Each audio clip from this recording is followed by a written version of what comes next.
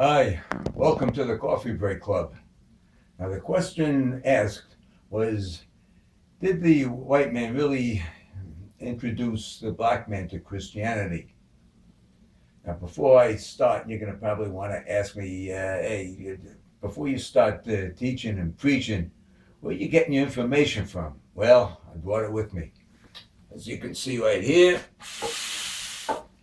these books, World's Great Men of Color by J.A. Rogers, put out by Collier Books, Macmillan Publishing Company. 2 volumes. You can pick them up yourself, see for yourself. The other book I'm going to use that I draw my information from is Hidden Figures by Margot Lee Shetterly.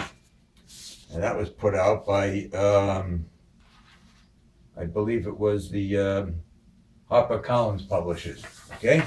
All legitimate books with concrete information. So now you know where I'm coming from.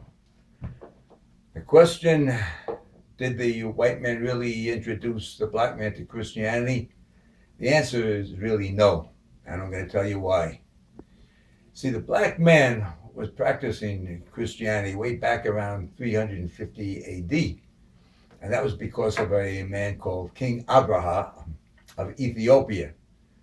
Now, when he was young, he was tutored by a Roman Christian who later converted him. And he, in turn, converted all of his country, Ethiopia, to Christianity. And he kept the Muslims from reconverting it to Islam by the sword. But then King Abraha invaded Yemen and converted Yemen to Christianity by the sword. Now, you could give a very strong argument that since Abraha was introduced to Christianity by the Romans, and since the Romans were white, that the whites really did introduce the blacks to Christianity. Yeah, you could say that, but you see, the whites who were taking credit for introducing the blacks to Christianity were for the most part, the plantation owners who had bought these blacks as slaves. And way back around the time of King Abraha, their ancestors, the Celts, the Angles, and the Saxons, were still painting their behinds blue, climbing trees and chucking spears, while the black man was going to church. School's out.